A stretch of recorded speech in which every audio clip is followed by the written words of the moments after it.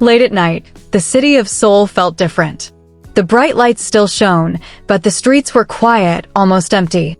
Zara pulled her jacket tighter as she stepped out of the small cafe where she worked part-time. Her feet hurt. Her head was tired.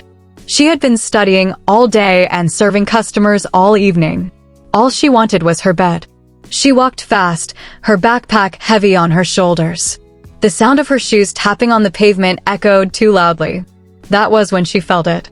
Someone was behind her. At first, she told herself it was nothing. Seoul was a big city. People walked everywhere. But the feeling did not go away. She glanced at a dark shop window and saw reflections. 3 shadows. 3 men. Her heart started to beat hard. She walked faster. So did they. Zara reached for her phone. The screen stayed black. Dead. Her breath shook. She looked around. The street was empty. No open shops. No people. Just lights and silence. Stay calm, she whispered to herself. The men laughed softly behind her. One of them said something she could not hear, but his voice made her skin crawl. She felt trapped. Fear wrapped around her chest like a tight rope. Then, suddenly, a black luxury car stopped beside her. It was smooth and shiny, like something from a movie. The door opened. A tall Korean man stepped out. He wore a dark suit. His face was calm, cold, and sharp. His eyes were deep and serious. Before Zara could speak, before she could move, he walked straight to her. He pulled her close and kissed her. It was not gentle. It was strong and real. The world seemed to stop. The men froze. Zara's mind went blank.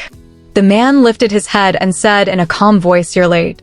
My family has been waiting." The men stepped back. Fear showed on their faces. They knew him. Everyone in Seoul knew him. Chairman Kang's only son. They turned and ran. Zara pushed the man hard. Her eyes burned with anger and shock. "What is wrong with you?" she shouted. He looked at her quietly and said, "I saw them following you." That was the fastest way to stop it. She wanted to scream. She wanted to cry. She wanted to disappear. She did not know that her life had just changed forever. Zara walked away from him fast. Her hands shook. Her heart would not slow down. She did not even look back. She did not care who he was. Rich or not, famous or not, he had crossed a line. She reached her tiny apartment and locked the door.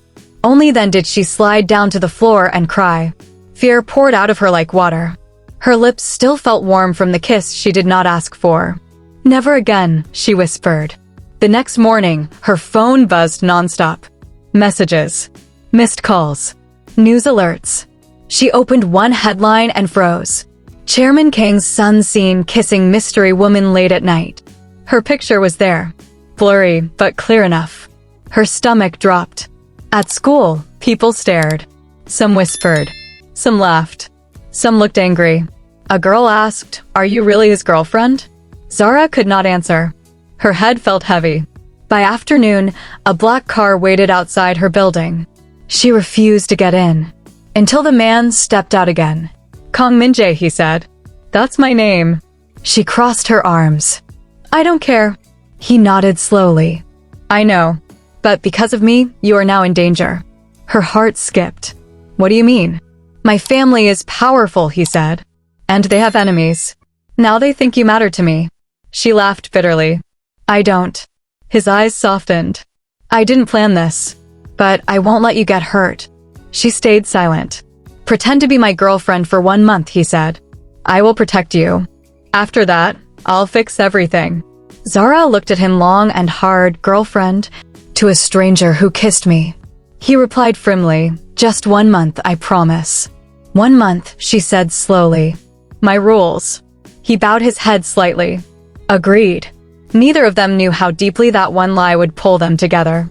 The first day of pretending felt strange. Min-jae walked beside Zara like it was normal. People bowed to him. Cameras followed them. Zara felt like she was acting in someone else's life. At his house, everything was big, quiet, cold. His family looked at her like she did not belong. His mother smiled without warmth. "You came from nowhere," she said. Zara stood tall. "I came from hard work." Min-jae watched her closely. At night, they talked. Not about money. Not about lies. About dreams. About pain. Zara spoke of studying alone in a foreign land. Min-jae spoke of being trapped by his family's plans. For the first time, silence felt safe. And slowly, something real began to grow. The next morning, Zara woke up in a room bigger than her entire apartment. Soft light came through white curtains. For a moment, she forgot where she was. Then everything rushed back, the kiss, the rumors, the lie she agreed to live in. She sat up slowly. Her heart felt tight. A knock came at the door. "Breakfast is ready," a soft voice said. A maid bowed when Zara opened the door. "Young Master Kong is waiting." Zara followed her down long halls. Every step felt heavy. At the dining table, Min-jae sat straight, calm as always. His father was there too. Chairman Kong did not smile. "So," the man said, his voice deep and cold, "you are still here, girl." Zara bowed slightly, as she had learned people did in Korea. "Yes, sir." He looked at her like she was a problem that needed fixing. "Do you know what it means to stand beside my son?"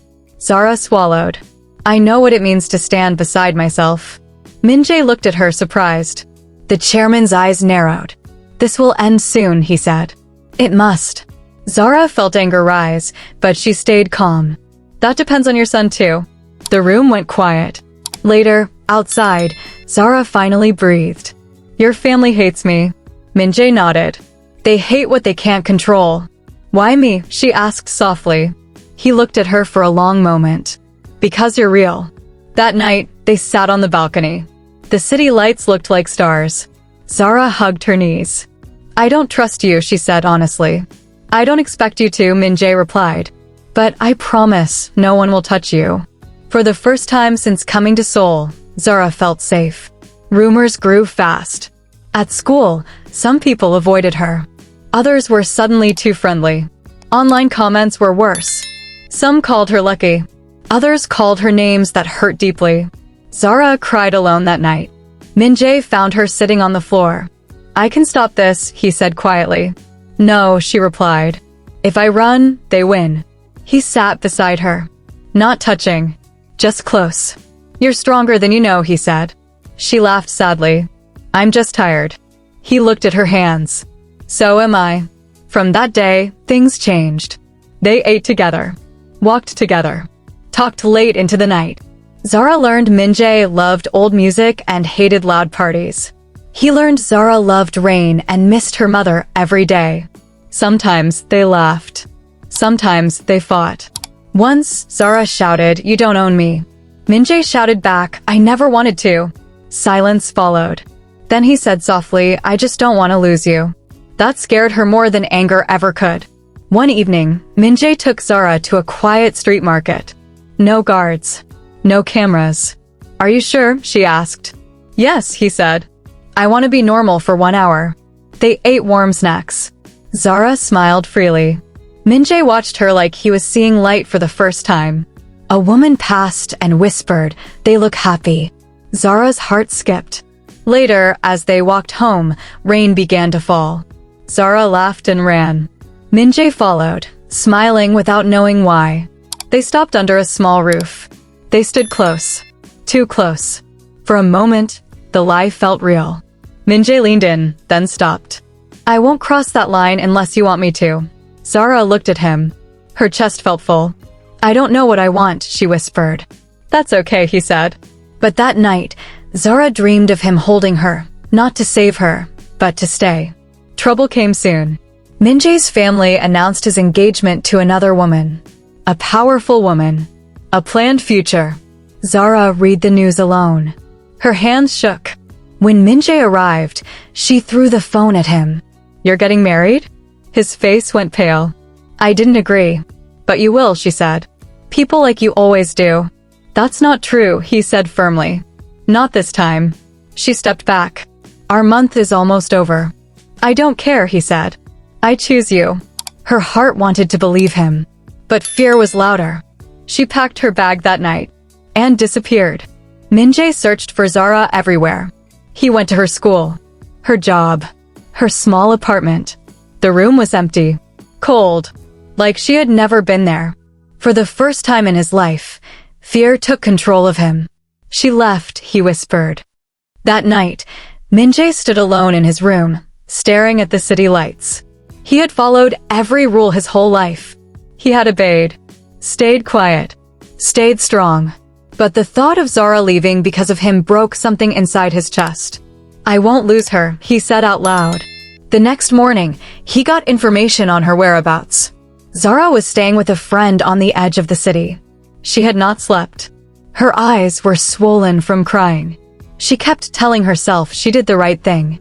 Loving Min-jae meant pain. It meant fighting a powerful family. It meant being crushed. A knock came at the door. When she opened it, Min-jae stood there. Not in a suit. Not calm. Not cold. He looked tired. Desperate.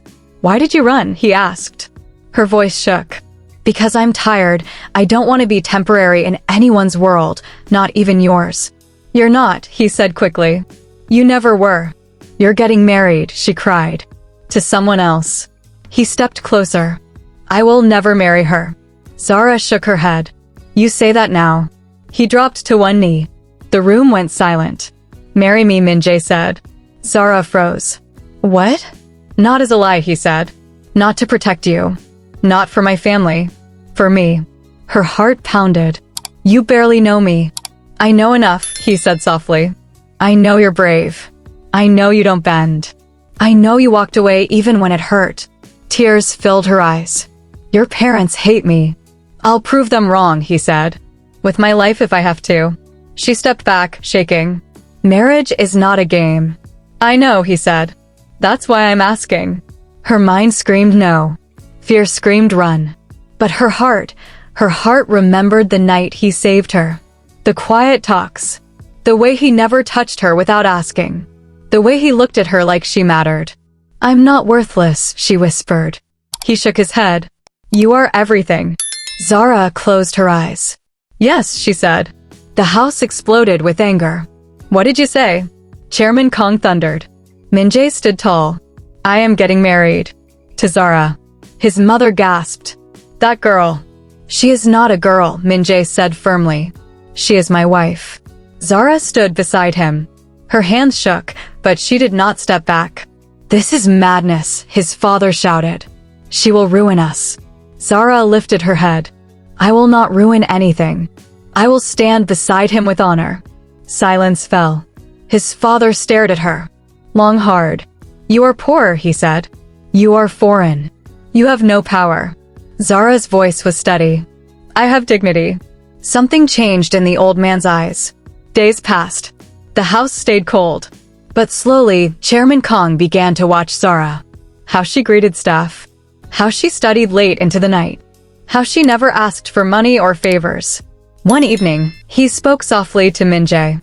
She does not bow easily. Min-jae nodded. That's why I love her. The chairman said nothing. At dinner the next night, he placed food on Zara's plate himself.